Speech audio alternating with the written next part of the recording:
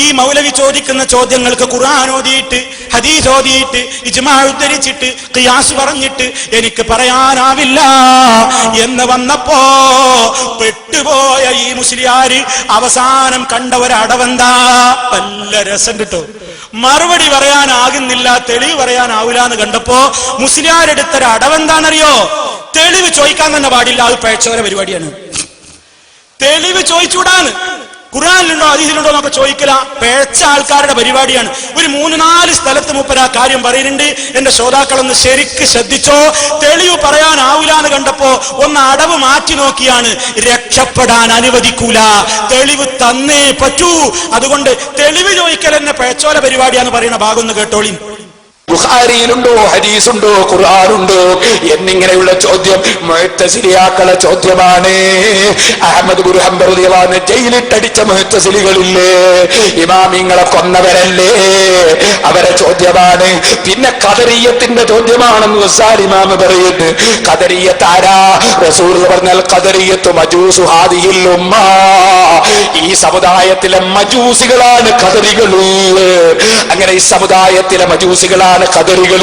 അതുകൊണ്ട് തന്നെ അവർ മരിച്ചാൽ നിങ്ങൾ പോകണ്ട, അവരെ രോഗം കാണാൻ പോകണ്ട. കേട്ടോ, ഈ ചോദ്യം ചോദിക്കണോരിഞ്ഞി മരിച്ചാൽ രോഗം കാണാൻ പോകണ്ട, മരിച്ചാൽ അവരെ മയ്യത്ത് കാണാൻ പോകണ്ട, രോഗിയായ സന്ദർശിക്കാൻ പോകണ്ട. ഇതൊക്കെ എന്തിനാ പറഞ്ഞൊരു തെളിവ് ചോദിച്ചിന്? തെളിവ് ചോദിച്ചിന് തെളിവ് തരല്ലാതെ ഇനി ഇവര് മരിച്ചാൽ കാണാൻ പോകണ്ടെന്ന് പറയലാണ് വേണ്ടത്. തെളിവ് പറ.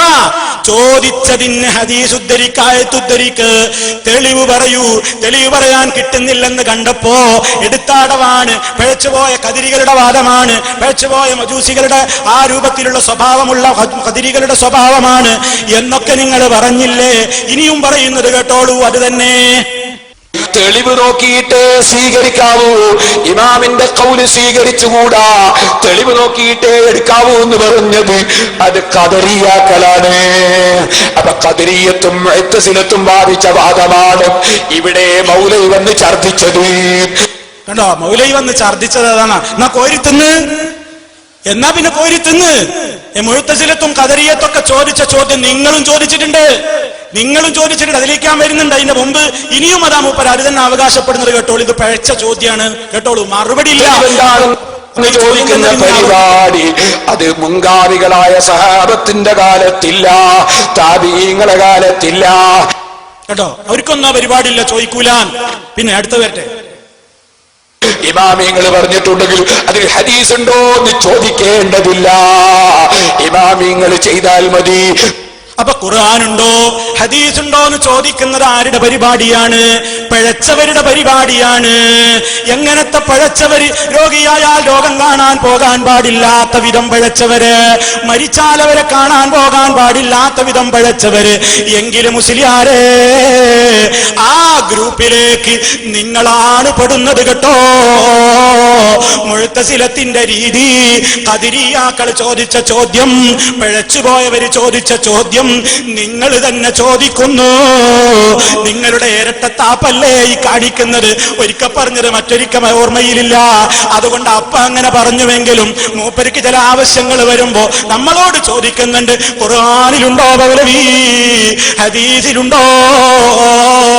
മുഅ്തസിലത്തിന്റെ പഴച്ച ചോദ്യം, ഖദരിയാക്കളുടെ പഴച്ച ചോദ്യം, ആ പഴച്ച ചോദ്യം ഇതാ പേരോടിനെ കൊണ്ട് തന്നെ ചോദിപ്പിക്കുന്നു. ഖിദ്ർ നബി വഫാത്തായി ഖുർആനിലുണ്ടോ? ഖിദ്ർ നബി വഫാത്തായി ഹദീസിലുണ്ടോ? കേട്ടോ, എന്താ ചോദിച്ചത്? ഖിദ്ർ നബി വഫാത്തായി ഖുർആനിലുണ്ടോ? ഖിദ്ർ നബി വഫാത്തായി ഹദീസിലുണ്ടോ? മുഅ്തസിലത്തിന്റെ ചോദ്യം, ഖദരിയാക്കളുടെ ചോദ്യം, പിഴച്ചുപോയ കക്ഷികളുടെ ചോദ്യം, രോഗിയായാൽ കാണാൻ പോകരാൻ മാത്രം അതുപോലും പാടില്ലെന്ന് പറയപ്പെട്ടിട്ടുള്ള അത്രക്കും പിഴച്ചുപോയവന്റെ ചോദ്യം, മരിച്ചാൽ മയ്യത്ത് പോലും കാണരുതെന്ന് അത്രക്കും വഴിപിഴച്ചു പോയിട്ടുള്ള കക്ഷികളുടെ ചോദ്യം ആരാണ് ചോദിച്ചത്? പേരോടല്ലേ. ആർക്കാണതൊക്കെ ചേരുക എന്ന് മൂപ്പര് തന്നെ സമ്മതിക്കുന്നു. ഇനിയും കേട്ടോളൂ, അതേ ചോദ്യം തന്നെ ചോദിക്കുന്നു. ഖുർആനിലുണ്ടോ? ഹദീസിലുണ്ടോ? റിപ്പോർട്ട് എവിടെ? സനദ് എവിടെ?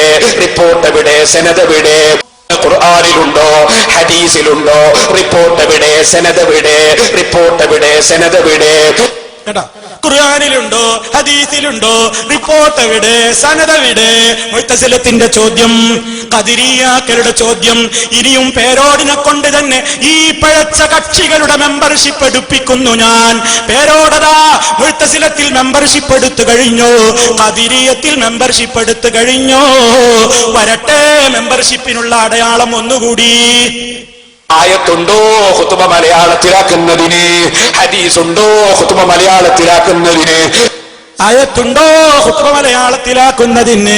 ഹദീസുണ്ടോ ഖുത്ബ മലയാളത്തിലാക്കുന്നതിന്? ആരുടെ ചോദ്യമാ? പിഴച്ചവരുടെ ചോദ്യമാണ്. ഇനി പറയൂ, ആരാണ് പിഴച്ചത്? ആരെയാണ് രോഗം കാണാൻ പോകാൻ പറ്റാത്തത്? ആര് മരിച്ചാലാ കണ്ടൂടാത്തത്? പറയണേ.